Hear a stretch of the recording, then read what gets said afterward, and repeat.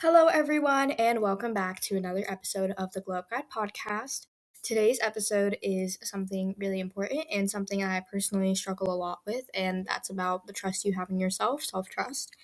They always say that the relationship you have with yourself is the most important relationship you will ever have in your life. And that saying could not be more true. You spend a lot of time with yourself, so you might as well strive for a good relationship with yourself. And any good relationship is built on trust. Otherwise, it sucks. Case in point, a lot of us likely have very limited trust in ourselves. So this episode is here to help you navigate and try to fix that. Okay, so going into like our podcast and life updates. So podcast updates, I hit 2,400 plays like 2 days ago, which is amazing. My next like little milestone marker type thing will be 2,500 because then I'm like a quarter of the way to 10,000. So yeah, you guys just keep doing your thing, keep listening, keep sharing. Follow me on Spotify, and I don't know if you can follow me on Apple Podcasts, but do that because that all depends on you guys. And then life updates for one of my clubs. We had a little bingo night. It was our friends who hosted it, and it was really fun. So there was that. Honestly, I've just been really busy with school. I think that's why I haven't posted an episode in like a hot minute. Actually, no, it's been like 3 weeks. But hey, I'm improving. It's been 3 weeks instead of 3 months. So that's my bright spot. And then a couple weeks ago, I went into my friend's birthday party and I haven't seen her in over a year, so it was really nice to see her again, and it was really fun. And then last week were my spring track tryouts. I was kind of freaking out over like not making the team, but like of course I did because for girls distance, there was only 9 of us trying out, and then like 2 of them were the captains, so it didn't really count. So it kind of makes sense that I made it. I was like freaking out over nothing because like I did really bad because I was so out of shape. Thanks to snowing in my path, and like I couldn't run for like 4 weeks. So that wasn't fun, but hey, I made the team and I'm proud of that. So, all right, moving on. Let's do one thing we're grateful for and one thing we're happy about, plus our book of the week. Okay, so one thing I'm grateful for is being able to run again because it's been literally because up until like 2 weeks or a week and a half ago, like I didn't have to run in 4 weeks and I was literally going crazy. I mean, I still like worked out, but like it wasn't the same as going on a run. And I feel like that's something only a runner would understand. But yeah, that's that. And I've gotten back into running and like it's been really difficult. Like I'm so out of shape, it's not even funny. But hey, I'm running again and I'm very grateful for that. And yeah. And then one thing I'm happy about, it's getting warmer out. It's officially March 1st as of today. Well, it'll be March 2nd by the time everyone's hearing this, but spring has started. It was actually like 60 degrees outside today, so it was really nice out. And yesterday I went on my run and I was actually like sweating and I was like, oh my gosh, spring is coming. But yeah, I'm really happy that it's gonna get warmer. The only thing is though, for spring track, my hair is gonna look like crap every single day. It's gonna look so bad because like the running and the heat and the humidity and the sweat, it's just gonna mess up my hair so bad because it's curly, like naturally curly. So I'm gonna look like a demon every single day for the rest of the school year, probably. But yeah. All right. And then our book of the week, once again, don't have one because I don't think I've picked up a book that wasn't for English class in like months. Probably since high school started, man. I don't know. Or no, October, I think. But yeah. All right. So let's get into the actual like episode.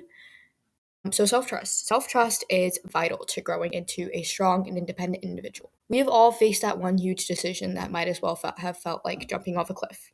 At least once. I know I have. A really good example for my own life is when my parents were telling me to quit soccer and to join track instead, or at least try track out. For context, I fell in love with running in elementary school and I started soccer in middle school because of that. And then I went on to quit soccer and start track in spring of last year. Now, depending on the season, I do both track and cross country. Anyways, back to while I was doing soccer. I played midfield, so it was like a whole bunch of running. I was really fast too, probably the fastest one on my team for sure. Didn't mean I was good at soccer, but that's another story for another time. My mom was like encouraging me to do track, but I just kept saying no because I was like, oh, I'm probably not going to do good. And I thought I would suck. Big mistake. Also, it was like $700 for a single season for hardly 3 months. And that wasn't even including all the meet fees and the uniforms and the other stuff we had to pay for. I think my first season of track came out to nearly like $1,700, which is ridiculous. I know people on travel sports don't even pay that much for like their seasons sometimes. But anyways, like I kept putting it off. And then like out of nowhere, I started slowing down. I don't know, maybe it has to do with like aging or just the growth of a human being in general. But like I could not run to save my life. Actually, no. I could run. I was still fast. I still am fast, just not as much so as I used to be. But like I got really slow compared to where I was. And then that was also around the same time when my mom was like really pushing on me to do track because we missed the fall registration deadline by like 2 days, which I was honestly happy about. But she said I was doing spring season whether I wanted to or not. So that really wasn't great, at least for me at the time. But I did spring season, and to put it in nice and simple terms, I sucked. Dead last at every meet. I was the one people were always like pity cheering for. It was actually horrible. It was so embarrassing, honestly. I love to run, and I absolutely hated that season. It was so awful. But now my biggest regret in my life is not starting track earlier, because if I had started earlier, I would have been so good at sprinting. Who knows? If I put in the work, I honestly might have been able to run track in college. Um, when I was like 12 maybe, I was able to run a 400 meter in like 59 seconds to a minute, and I didn't realize until very recently, year and a half-ish ago, when I first started running, how good that was. Like that's a competitive time even among my age now, like 5 years later or 3 years later. Like that's a really competitive time even at the high school level. So like if I had stuck with it, I would have been really, really good. But none of that is a possibility now because I doubted myself too much and I put it off, and that really sucks. And it's honestly something I still think about almost every day now, but there's literally nothing I can do about it. This is only one out of countless examples that just goes to highlight the importance of self trust in our daily lives. Okay, so what actually is self trust? That's probably what you're wondering now. Self trust is a bunch of things snowballed into one. It's the confidence in yourself that you are capable of making decisions that will benefit you ultimately. It's about knowing and understanding that you possess the skills, knowledge, and proper judgment to make decisions that will benefit you and work in your favor. Think about a time where you had to make a decision and everything went great because you went with your choice confidently. Confidently, no hesitation, no doubting, you just went with it. That's self trust in action right there. It's also about believing in your own instincts, even when it's kind of difficult. This lies in your intuition and your gut feeling. It's in the voice that nudges you towards or away from something, even if you can't logically and reasonably explain why. Have you ever had a gut feeling about something and turned out to be right? That's your inner instincts working, and trusting it is a key part of self trust. It also comes in the reliability you find in your morals and values that guide your daily decisions. These serve as kind of your guiding principles, the things you believe in, and the things you stand for. When you make decisions that align with these values, even if they're hard or viewed as unfavorable, you're showing real self trust, and that's valuable. It also shines in the ability to keep the promises you make to yourself. It's about setting goals, no matter how big and grand or how small and invisible they seem or are, and then following through with them. Each time you keep one of those promises to yourself, you're building self-trust. It's like depositing into like a trust bank. Or wait, no, speaking of which, I recently read the book 7 Habits of Highly Effective Teens. Well, actually, no, this was more like a couple months ago. But anyways, in the book, it talks about a personal bank account, or PBA. A big part of that PBA is self-trust and keeping promises to yourself. Every time you keep promises to yourself and trust yourself, you make a deposit in your PBA. Every time you break a promise to yourself or go against your morals, you make a withdrawal. And over time, those deposits or withdrawals build up and compound. And your trust in yourself can really compound with all those small deposits, or really disintegrate with all those withdrawals. You also think about it like this. You have that one person in your life you would absolutely trust with your life, no question. You would trust them with your diamonds, your money, your deepest, darkest secrets, anything pretty much. And the way you trust this person is the way you should be able to trust yourself. Yet that could be further from the truth for nearly anybody, everyone, including myself. But the good news is self trust can be built. It's a skill. And like any skill, you can improve significantly if you keep putting in the time, practice, and patience into doing so. Now that we have created and developed a clear definition of what self trust actually is, let's take a moment and talk about what isn't self trust to clear up common misconceptions. These misconceptions can often lead us astray and hinder us from achieving our real goal. So let's talk about this for a bit. First off, self trust is not always about making the right decision without failure. It's not about always striving for 1,000% perfection. It's rather about believing in your ability to make decisions and cope with the consequences, whether they're good or bad. Secondly, self trust does not mean you can't ask for help. It's actually quite the exact opposite. Trusting yourself does not mean that you know everything, because that's impossible. It means that you trust your ability to seek help when you need it and to distinguish good advice from bad advice. Lastly, self trust is not about being perfectly self reliant in all aspects. We are living in a society where interdependence is absolutely vital. Trusting yourself also means trusting in your ability to depend on others when it's necessary. Self-trust isn't something that's pretty or nice to have. It's vital to our health in more ways than one. Self-trust grounds us, gives us the confidence to make decisions and the resilience to bounce back from setbacks. Think about one of those times you chose to stop doubting yourself and trusting your gut feeling. Your inner voice knows things that you can't quite consciously see or understand yet. That creates these gut feelings and inner instincts. They're right just about all the time. And when you quit doubting yourself and trust yourself, it feels really good. You probably felt really good after the fact. Felt empowered, like you can do things. It's a great feeling, good feeling, amazing feeling. Self-trust isn't just something insignificant, but something that rather empowers us to have confidence and faith in our decisions, whether they turn out right or wrong. This is where the real growth happens, because no growth happens in the comfort zone and no comfort is in the growth zone. Trusting yourself is something that will really push you far out of your comfort zone, and that push is what creates real valuable growth. Without self-trust, we don't have an inner voice to protect us from others' opinions and the pretty cruel outside world. Sure, sometimes they mean well, but without an inner voice guiding you, you're completely and utterly lost. You can't understand and take faith in your own decisions because you don't have the inner voice to tell you that you don't have a backbone. You're just kind of a leaf swaying in the wind or swirling up into the tornado of others' opinions. But that's not where the growth happens. You need your own voice. This is a bit random, but my mom was talking, I was writing this essay about this art suppression, like Hitler and the Nazis, and I was talking to my mom about it, and she was like, oh yeah, they always try and suppress the artists and the journalists because words hold power, opinions hold power, and the exact same concept applies here. Your inner voice is power, and it's a very valuable power, so don't let it fade away, otherwise you really are nothing. Another big thing is the relationships we have with ourselves are very important, and any good relationships are built on a solid foundation of trust. I already said this earlier, but the issue here is how insanely, ridiculously easy it is to break the promises you make to yourself. It is so easy. But on the other hand, if you promised a friend or coworker or family member that you would get something done for them or give them something, if you're a good person with morals, then yeah, you're going to honor your promise and do that thing or whatever. You will keep that promise. If something happens that may or may not prevent you from keeping your promise to the person, you will start freaking out and do whatever you possibly can to make sure you honor that promise. Because promises are important. If you don't honor your promises once, sure, you will be fine. Twice, okay, still fine. 3 or 4 or 5 times. And then when you just keep on breaking your promises for the 100th time, the 150th time, they just won't trust you anymore. The same concept applies when it comes to the trust we have in ourselves. Eventually, after you break the promise so many times, you lose the trust you had in yourself because you already know when you tell yourself to do something, you're just not going to end up doing it. And that's what really just sets you so far back. And that's the very wrong mindset to have. The good news is though, it can actually be fixed. It's just kind of an extensive process. Trusting yourself builds a good relationship with yourself. And that trust in yourself also shows significantly in your relationships with others. What's it really like to not trust yourself at all? Pretty much like driving a car blindfolded. You can't see the road, you're just completely and utterly blind to all of it. Not only can't you see crap that's happening on the road, you're also incredibly unaware of the twists and turns that are along the way. The risks are pretty much inevitable, are incredibly high, and the likelihood of crashing and burning is also very, very high.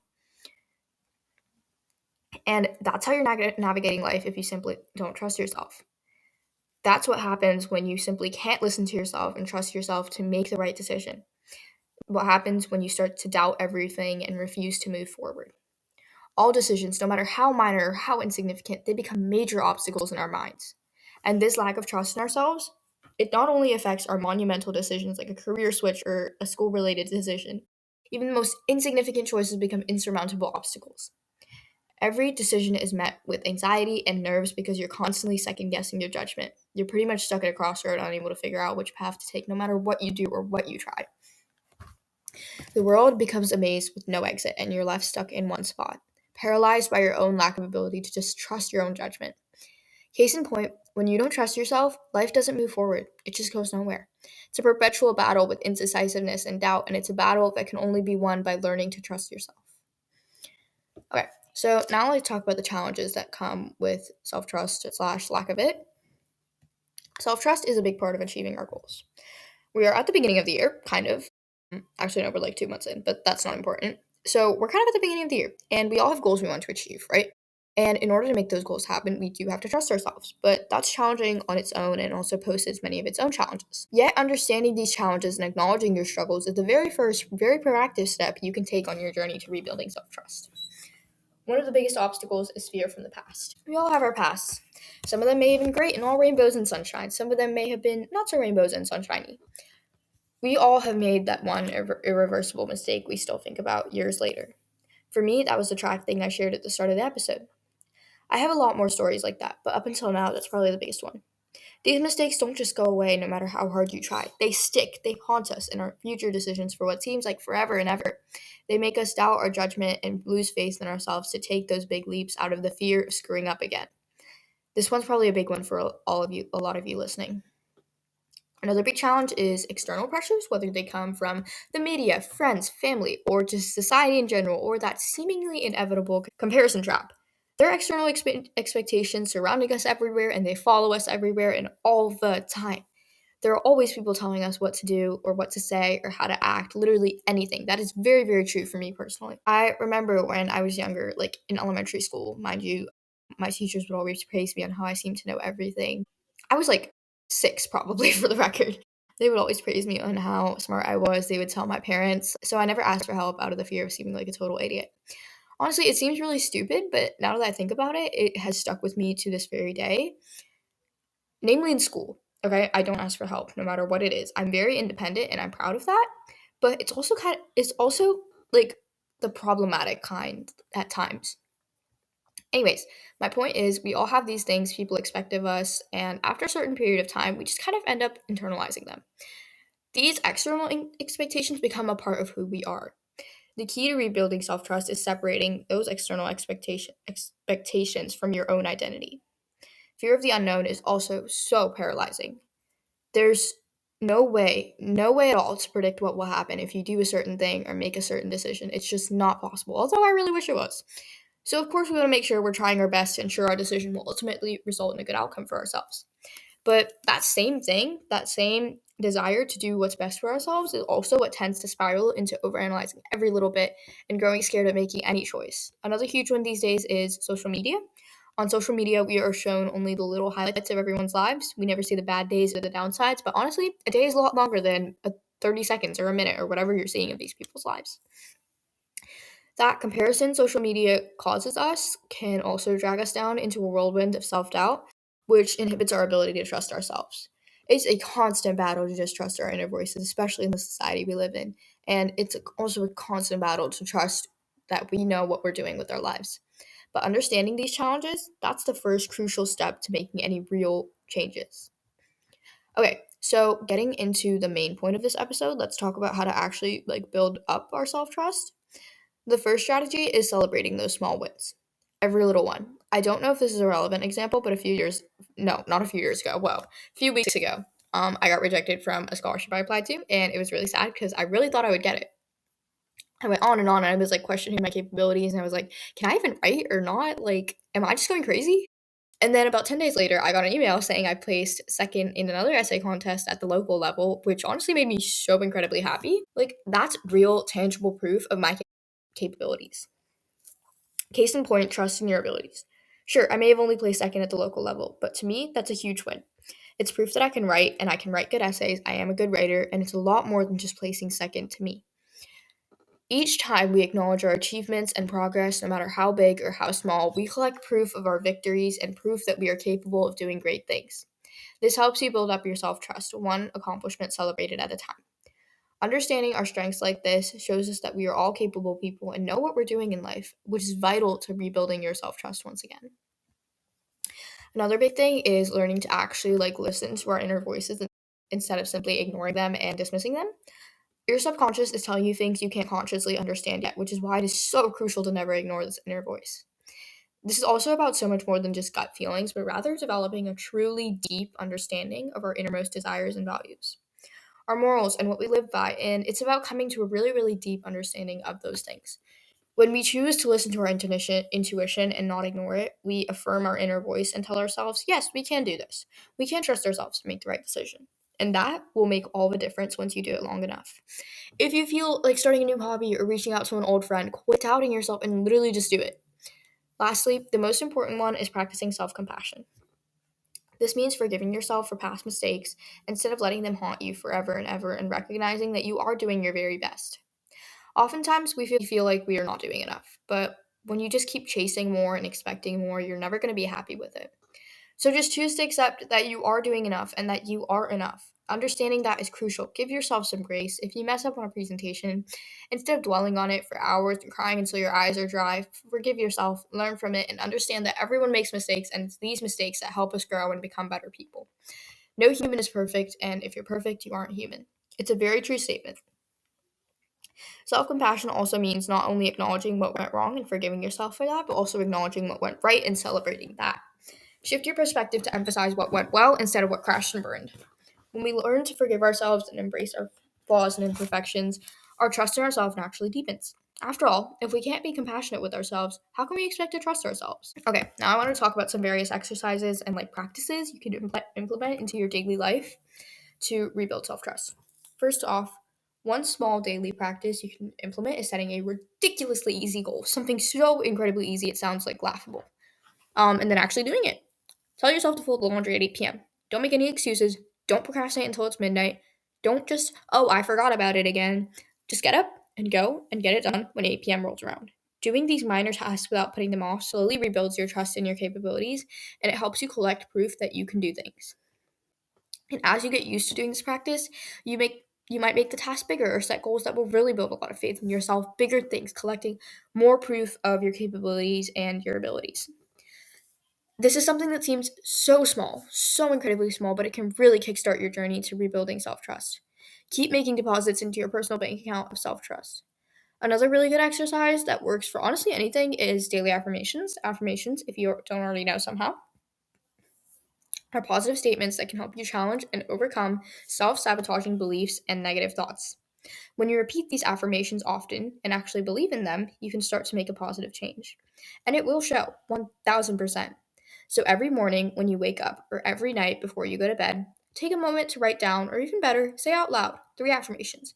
These could be things like I am capable, or I trust my intuition, or I am proud of myself for blah, blah, blah, blah, blah. It's important that these are positive things and in the present tense. Over time, these affirmations will slowly start to literally rewire your mind and help you change your mindset and ultimately help you strengthen your self-trust. Another thing that can be really motivating is remembering your personal success stories. Whenever you feel that nagging feeling of self-doubt creeping back up, just remind yourself of a time where you were successful or made a decision that ultimately resulted in a positive outcome. I know some people, what they do when they're deep cleaning a space, they'll look up on YouTube these deep cleaning motivational videos, and seeing other people's success stories motivates you to create your own success, right? That's kind of a minor example, but it kind of is the same concept here. Anyways, these personal successes you celebrate could be literally anything, no matter how big or how small. It could be acing a test, or doing really well on a paper after trusting and believing in your study method, or picking a restaurant that everyone ended up loving. By remembering these big and small wins, you reinforce your trust in your own judgment. Finally, consider implementing a weekly self-trust challenge of some sort. This could be a goal or a task slightly outside your comfort zone. Maybe you try a new recipe, attempt to tackle a complex project, or set some achievement targets for a new hobby you're working on. The key here is to choose something, and that can be literally anything that requires you to trust yourself and actually follow through with it. And at the end of the week, reflect on your experience and the outcome, how it made you feel. What did you think of it? Did it do anything for your self-trust? Think about all those things. Remember, even if things didn't go perfectly, it's the act of trusting yourself and following through that's the most important thing. Okay, so that was all I had to say for this episode today. Again, kind of a shorter one, but still, it's fine. I hope it was helpful to you guys and that you have at least one key takeaway from this episode to guide you on your journey to self-trust. To end off our episode today, I have a quote from Serena Williams, and it goes, "You have to believe in yourself when no one else does." Bye, guys. Rate, review, follow, and share this podcast. Please, please, please go follow me on Instagram at the Glow Guide Podcast or send me an email. Drink some water, and I love you all.